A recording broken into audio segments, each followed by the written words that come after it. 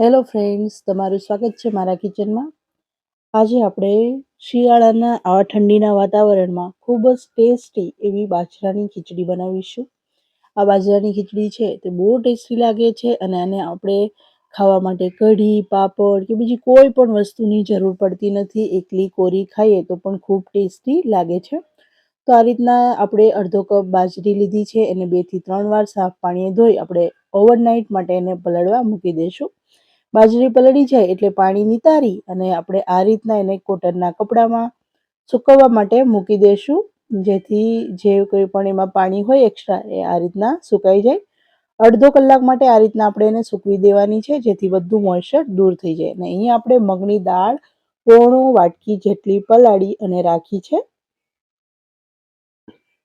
તો અહીંયા એકાદ કલાક પછી બાજરી છે તે સારી રીતના સુકાઈ ગઈ છે, તમે જોઈ શકો છો. હવે આપણે આને આ રીતના મિક્સરના જારમાં લઈ લઈશું. તો બધી બાજરીને આપણે આ રીતના મિક્સરના જારમાં લીધી છે. હવે આપણે આને પલ્સ મોડમાં 2 થી 3 વાર માટે ગ્રાઇન્ડ કરી લઈશું. તો આ રીતના આપણી બાજરી છે તે કંઈ ગ્રાઇન્ડ થઈ અને રેડી થઈ જાય છે. તો હવે આપણે આને એક પ્લેટમાં લઈ લઈશું અને આ રીતના થોડી હાથની મદદથી આપણે એને ચોળી અને જે એના એક્સ્ટ્રા ફોતરા હોય એ બધા આપણે દૂર કરી દઈશું. તો આ રીતના આપણે એને થોડી ચોળી લેવી, જેથી એના બધા ફોતરા છે તે દૂર થઈ જાય. અને આ રીતના આપણે એને ફોતરા છે તે દૂર કરી લઈશું.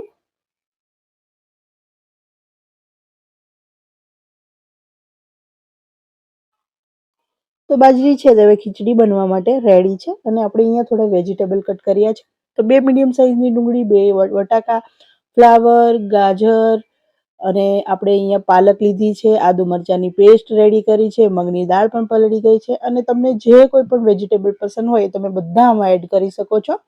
લીલા વટાણા છે, તુવેર છે, વાલોળ પાપડી છે, જે કોઈ વેજીટેબલ ઘરમાં હોય એ બધા તમે એડ કરી શકો છો. તો આપણે કુકરમાં 2 થી 3 ચમચી જેટલું તેલ લીધું છે. તેલ ગરમ થાય એટલે આપણે મીઠી લીમડીના પાન ઉમેરી અને બધા વેજીટેબલ ઉમેરી દઈશું. તો મેં અહીંયા ડુંગળી અને બટાકા ઉમેર્યા છે અને હવે અહીંયા ફ્લાવર, ગાજર અને પાલક ઉમેરીશું. તમે અહીંયા વટાણા અને બીજા કોઈ પણ બીવાળા શાકભાજી હોય એ પણ ઉમેરી શકો છો. અને આ રીતના આપણે સારી રીતના એકવાર મિક્સ કરી લેશું અને તેલમાં સોતે કરી લેશું.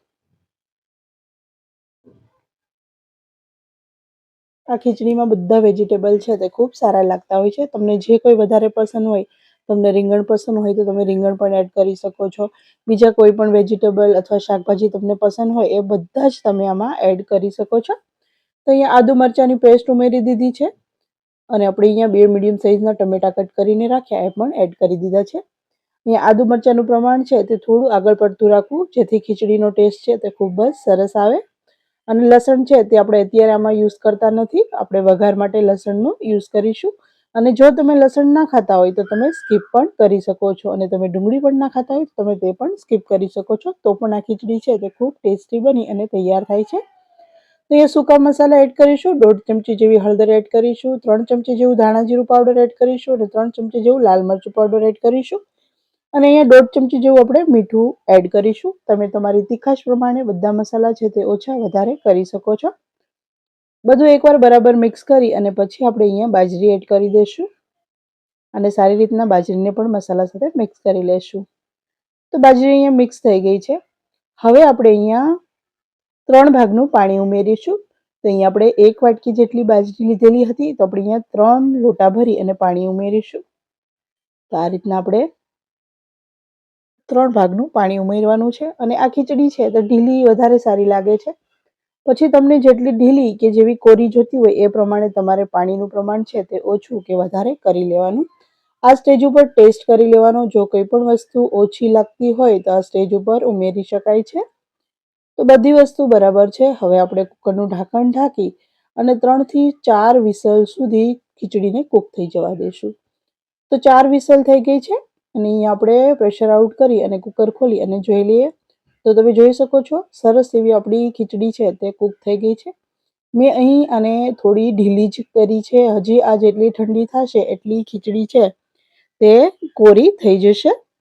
તો હવે આપણે ખીચડી માટે એક વઘાર તૈયાર કરીશું. તો આપણે ગેસ ઉપર વઘાર પેન મૂકેલ છે. 2 ચમચી જેવું તેલ લેશું. તેલ ગરમ થાય એટલે આપણે 2 ચમચી જેવું આખું જીરું ઉમેરીશું.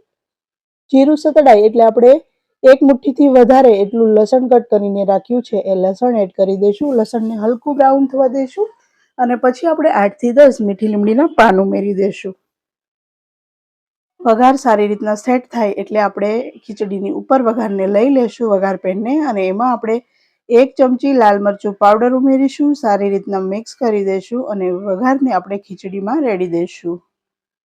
તો ખીચડીનો વઘાર છે તે રેડી થઈ ગયો છે. એકવાર હલકું મિક્સ કરી લેશું અને હવે અહીંયા આપણે ઝાઝા એવા ફ્રેશ ધાણા ઉમેરી દઈશું. તમે ઈચ્છો તો ખીચડી જ્યારે આપણે વઘારી અને કૂક થવા મૂકીએ ત્યારે પણ ધાણા એડ કરી શકો છો. સારી રીતના મિક્સ કરી લેશું અને ગરમા ગરમ આપણી બાજરાની ખીચડી છે તે બની અને તૈયાર છે. આ ખીચડી છે આ રીતના આછી ખીચડી હોય ઢીલી તો ખૂબ સરસ લાગે છે અને આ જેમ ઠંડી થશે એમ આ ખીચડી છે તે કોરી થતી જાય છે. એટલા માટે આપણે જ્યારે ખીચડીને કૂક કરીએ ત્યારે થોડી આગળ પડતી ઢીલી રાખવી, જેથી આ ઠંડી થાય એટલે વધારે ડ્રાય થઈ જતી હોય છે. તો ગરમા ગરમ ખૂબ જ ટેસ્ટી એવી બાજરાની ખીચડી બની અને તૈયાર છે. એકવાર આ રીતના આ રેસીપી જરૂર ટ્રાય કરજો અને મને કોમેન્ટ કરજો તમને મારી આજની આ રેસીપી કેવી લાગી. ફરી મળીશું, ત્યાં સુધી આવજો.